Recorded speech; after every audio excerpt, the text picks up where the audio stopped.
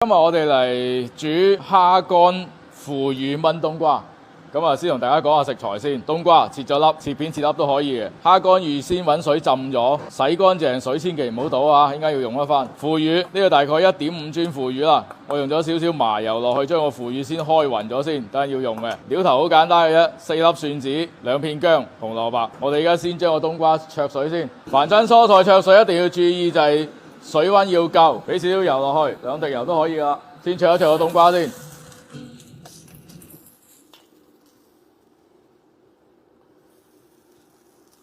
然之後我哋開始嚟處理呢個蝦乾。蝦乾要好味啲，要佢出味，我哋稍為要爆一爆佢，落少少油，2片薑，將個蝦乾拎出嚟，鎖水，唔好彈到自己。如果大家屋企冇蝦乾嘅話，用蝦米都可以嘅，都係咁樣處理。浸水炒一炒香佢，咁佢蝦乾嘅鮮味或者蝦米嘅鮮味先會散發出嚟。灒少少酒，俾翻頭先蝦乾嘅水落去。要先將呢個蝦乾煮一煮出味先。呢個過程要煮佢3-4分鐘啦，起碼都。你見到炒過嘅用油爆一爆嘅蝦乾咧，煮出嚟個湯奶白色啊，見到嘛？會爭好遠噶，味道出咗嚟，湯色又靚。留翻呢個湯備用。俾啲油落去，我哋先要將個蒜子爆香，保持細火，要等個蒜子有少少燶燶地，將佢嘅味道徹底激發出嚟。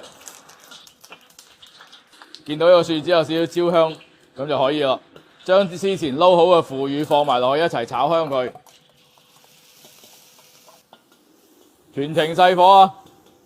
俾幾粒糖，中和翻腐乳嘅鹹味。腐乳都係要炒香㗎。跟住呢個時候可以放冬瓜啦，將之前做好嘅蝦乾嗰個湯放埋落去一齊炆。呢個時候可以唔先俾鹽嘅，因為第一隻蝦乾有味，腐乳亦都鹹。你等個冬瓜煮到熟嘅時候，最後尾你先俾鹽落去調味，咁就係最穩陣。冚一冚蓋，好啦，我哋要等佢起碼都炆5-6分鐘啦，要等個冬瓜徹底入味。時間到，呢個時候我哋可以試一試味，睇下佢夠唔夠鹹。我覺得都可以。呢個餸主打一個清淡啊，千祈唔可以太鹹。大家見到頭先我除咗讚一讚個爆蒜子嗰度俾咗少少油之外，全程都唔會太多嘅油分喺度。好，搞掂。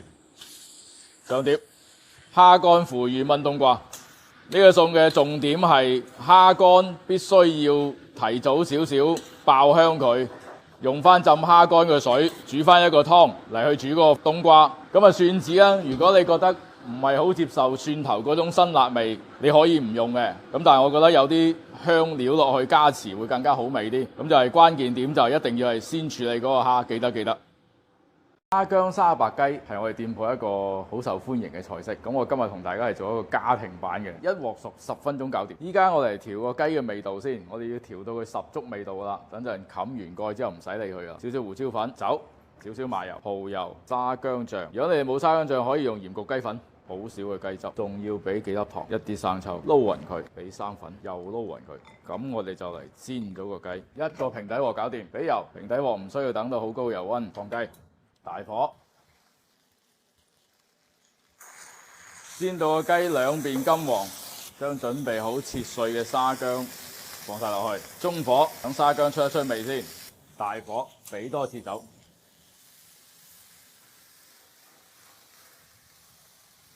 洗好浸過水嘅沙白俾晒落去，收細火冚蓋7分鐘。時間到，咩情況？你睇。全程一滴水都唔需要加，只係用翻沙白嘅水嚟煮呢個雞。最後尾咧，我就中意加少少葱段同埋紅蘿蔔落去嘅，稍為煮多佢1分鐘，等葱段出一出味，順便收一收水，搞掂。呢個就係只需要10分鐘前後就可以搞掂嘅沙白沙薑雞。炒蛋唔黐底嘅秘笈就係今日食咩餸？叉燒韭黃炒蛋。我哋先嚟幫個蛋調個味先。叉燒係比較鹹嘅，咁你俾鹽就輕手啲。我中意俾幾粒咁多雞粉。跟手嚟炒韭黃、炒叉燒。炒韭黃呢個步驟咧就好重要嘅，控制好溫度時間，基本上係用秒嚟計算嘅啫。咁我又想問下，點樣令到佢唔出水咧？又嗱，炒佢20秒，關鍵步驟嘅就係你要將個韭黃攞出嚟，即刻放喺個蛋漿度。一，佢會即刻同個蛋漿混合埋一齊；二，就係可以將個韭黃依家嘅狀態保持住，咁佢咪唔會再加熱，唔會受熱，咪唔出水咯。撈勻佢，跟住嚟炒叉燒。叉燒就細火，輕輕炒一炒就可以啦。跟住我哋又掟晒個蛋度，又嚟撈勻佢。炒蛋唔黐底嘅秘笈就係鑊要紅，而且要乾淨，但係油係要凍嘅。中火，叉燒韭黃炒蛋咧，通常就係要炒到冇蛋液，咁同埋咧，如果你中意嘅話，仲可以炒老蛋嘅，即係稍為等個蛋香啲，都好好食嘅。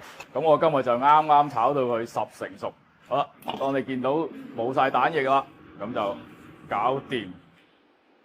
嗱，做咗頭先韭黃嗰個步驟，包保韭黃又香，蛋又唔會出水。今日同大家做嘅係韭黃叉燒炒蛋，告別油膩，但係清淡得嚟，一樣好好味。今日同大家分享一款鹹魚雞絲燴茄子，咁佢同一啲傳統嘅茄子，我覺得最大嘅分別就係告別油膩，但係清淡得嚟，一樣好好味。呢個茄子嘅配料做咗3種變化，分別係我用鮮香咗嘅剝皮牛代替咗梅香鹹魚，用雞絲代替咗肉絲，跟住會準備咗一啲蔬菜。咁我哋第一步先炸咗個茄子先，炸到個茄子軟身，輕微有少少顏色就可以攞起啦。如果喺屋企唔想炸、唔想開油鑊嘅話，可以用另外一個方法，你就係俾少少鹽落去，炸均勻佢，靜止10分鐘，剷乾淨晒鑊底啲油，盡量唔好留油啦。鮮香個雞絲，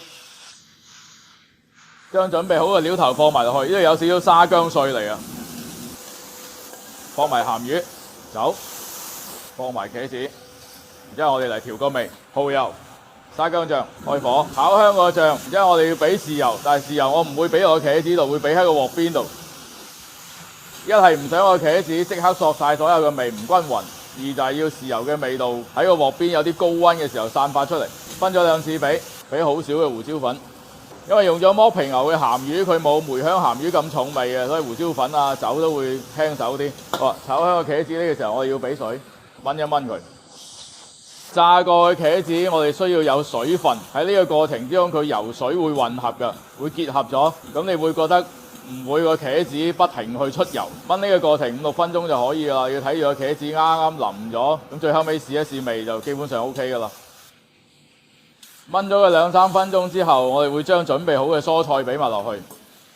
蔬菜嘅一個好重要嘅作用，我認為可以中和翻成個菜嘅油膩感，唔會話茄子平時食咁樣全部一口口都係油，我好怕食嗰種。而且加咗蔬菜，你一碟餸又可以多咗好多嘢食。唔夠水嘅話，再俾少少水落去。青瓜、紅蘿蔔好快啊，2-3分鐘就可以噶啦。最後尾嘅時候，唔好將個水分煮得太乾，因為如果你煮得太乾嘅話，又會逼翻晒啲油出嚟。呢個時候我哋會勾少少芡落去，等個汁結啲就可以噶咯。成個餸要留翻少少汁。好，上碟。咁佢嘅改良在於，我唔想成個餸咁肥膩，所以我加咗蔬菜落去做。梅香鹹魚咁重口味咧，我亦都嘗試用其他鹹魚去代替。咁呢個就係一個少油健康版啲嘅鹹魚雞絲燴茄子。我呢個時候咧就請佢個最佳拍檔。今日我哋嚟食呢個好當季嘅南瓜苗。南瓜苗就洗好啦，咁我呢個時候咧就請佢個最佳拍檔，噔，皮蛋1開4，煎出嚟靚仔啲咯。好，起鑊喐手。南瓜苗咧，我覺得淨係咁樣做，平時如果你淨係落肉片落去炒咧，個湯冇咁好味嘅，好奇怪喎。我嚟煎一煎個皮蛋先，仲加上俾咗2粒咁多蒜子，細火。鮮香個皮蛋，等陣咧滾出嚟嗰個湯咧，更加會有啲奶白色，同埋會特別香啲喎。唔信你翻屋企試下，只要佢喺啲窿邊就可以啦。俾水，開大火滾一滾佢先。咁跟住第二步咧，我就會調個味落肉，嗱，個皮蛋滾咗3-4分鐘之後咧，你見到顏色都完全唔一樣噶啦，已經變咗唔係清水咁色噶啦，白白地噶啦。咁呢個時候咧，我哋將準備好嘅肉片同埋2片薑放埋落去滾一滾。肉片係好快熟嘅啫，稍微滾出味就可以啦。跟手調咗個味佢，俾啲鹽，2粒咁多雞粉啦。大火滾佢2分鐘就可以俾南瓜苗啦。南瓜苗咧就比較索油嘅，所以呢個時候咧我都會補翻少少油俾佢。南瓜苗又係好快熟噶，一攪勻一軟身就已經七七八八噶啦。好啦，滾咗3分鐘，搞掂。今日我嚟做咗一個當季菜南瓜苗，順便幫佢揾咗個拍檔皮蛋。今日就喺冰箱摷咗呢一紮嘢出嚟，咁我哋今餐就係食呢啲啦。蓮藕蒸肉餅特別嘅，陣間我會俾鹹蛋黃落去一齊蒸。肉碎蓮藕已經切好一粒粒啦，咁啊唔好切太細啦，切翻大粒少少都可以嘅，有啲口感喺度。咁啊有一樣嘢就係必須要有嘅蒸肉餅，薑葱水啊，薑同埋葱我預早已經浸好噶啦。咁啊想佢出味嘅話，要揸一揸佢啦，等薑葱嘅味道出嚟。依家我嚟處理個肉餅先，肉餅係必須要一邊搓一邊去俾一啲水佢嘅，然之後要分開幾次俾，唔使咁早俾味都可以，慢慢將佢搓翻出。一係要吸收咗水分，第二個搓出佢嘅肉膠出嚟，一路俾。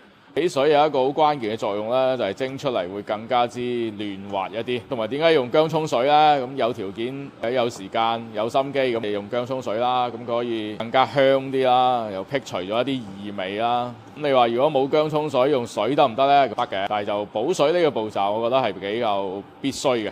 搓下搓下就開始見到有膠啦，見到個底都開始起膠啦。補幾多我就基本上憑手感、憑經驗嘅啫，我都冇去稱佢係幾多比例嘅。第一就係你見到嗱，依家個肉咧比頭先第一起膠啦，咁第二個你揸落手嗰個手感會有更加之滑嘅感覺啊。好啦，咁我哋繼續去，差唔多噶啦，可以噶啦，我覺得已經夠水分噶啦。呢個時候我哋就調一調味，鹽梗係要有啦。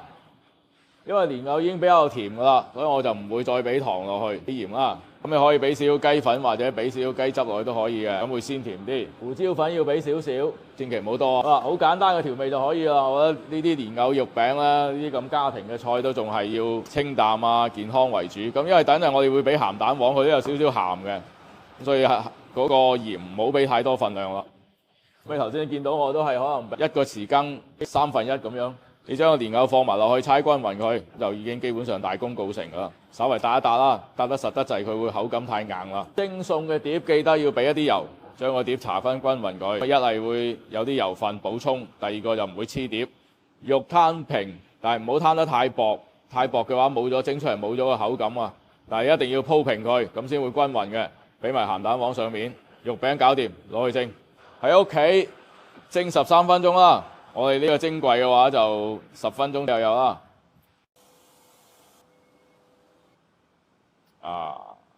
蒸蓮藕肉餅咧，一定係會有水分多嘅。等陣過少少時間去凍咧，佢啲汁會吸翻落個肉度嘅，所以唔需要擔心。咁同埋有陣時有啲我哋出餐咧，如果做得精緻啲，會將個肉汁倒出嚟，再勾翻少少芡淋上去，咁就更加好味。自己食就冇所謂啦。依家嚟做一份。要同大家再講清楚點樣做，同埋一啲簡單嘅要點，大家一定要注意嘅。首先第一樣嘢就係嗰個雞，你哋平時醃嘅時候，除咗醃肉嗰3樣嘢之外，一定要俾少少豉油，唔好煎個雞完全冇色嘅。熱鑊凍油，等個油溫凍少少先放雞。煎雞呢個過程好重要啊！對於一個炆餸嚟講，要煎香個雞。你哋琴日嗰份雞就係煎得唔夠香，所以完全好似係烚熟出嚟咁樣，咁樣唔得㗎。你煎雞呢一步就好重要啊。冬瓜比較索油，開始嘅時候多丁咁多油唔緊要嘅。你起碼煎到個雞，你見到有丁咁多焦焦地金黃色咁先得，特別係雞皮嗰個位一眼就望到㗎啦。你哋琴日做出一份雞，完全係冇份雞煎，本身個雞煎得唔透，咁你後邊炆出嚟就肯定唔好味啦。所以呢一步驟一定要好注意。你見到我煎好晒個雞先至會放料頭落去嘅，唔好咁早放料頭，太早就會燶晒個雞都未得耐得啦。第二個好重要嘅步驟就係俾蠔油。我呢份比平時出餐嘅稍為細啲，你哋出餐嘅份量知道啊。俾丁咁多雞汁，記得第二步俾完之後，呢個醬必須要同個雞一齊去炒香佢啊！做出嚟嘅雞係有咁嘅顏色噶嘛，所以你炆出嚟就點都唔會錯噶啦。俾酒，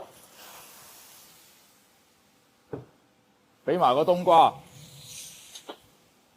冬菇，記住要嘅雞係咁嘅顏色㗎，你睇煎到燶燶地，然之後你炒咗醬之後，個色上埋去，味道出嚟，呢個時候你先好俾水。冬瓜熟嘅時間比較長啲，所以俾多啲咁多水，冚一冚蓋。我喺堂口咧就會做黑蒜炆雞嘅，所以我呢個時候會俾黑蒜，跟住遲下 LI 都會上噶啦。黑蒜你記得將佢切翻細粒少少，呢度一粒黑蒜，一個黑蒜大概1開4咁啦。黑蒜唔使咁早俾，太早俾落去咧，佢會煮到爛晒，一點點黑色又唔好睇又唔好食。你呢個時候俾，即係有得佢7、8成嘅時候，你俾黑蒜落去。跟住開到最大火，收翻乾個汁佢，同埋你做嗰份太多水啦，最後尾應該收乾佢啊，俾少紅蘿蔔落去，擔色，再俾最後尾俾2條葱段，水多嘅話勾丁丁血，少少芡落去，唔好太多，一路睇住佢收乾咗，你睇，好明顯係收到佢冇乜水分噶嘛，唔可以一碟水咁出嚟啊，你有得個2、3分鐘，黑蒜就會出晒味噶啦。呢個時候收乾水，咁就可以啦。關鍵點，醃雞嘅時候有丁多豉油，有少少粉，然之後要煎香個雞。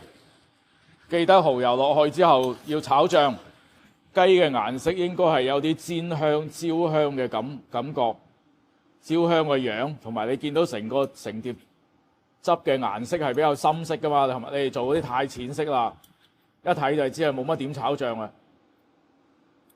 咁然之後收乾少少個汁，唔可以係成碟水嘅。我成日同你哋講，唔係煮雞湯啊，係炆雞啊。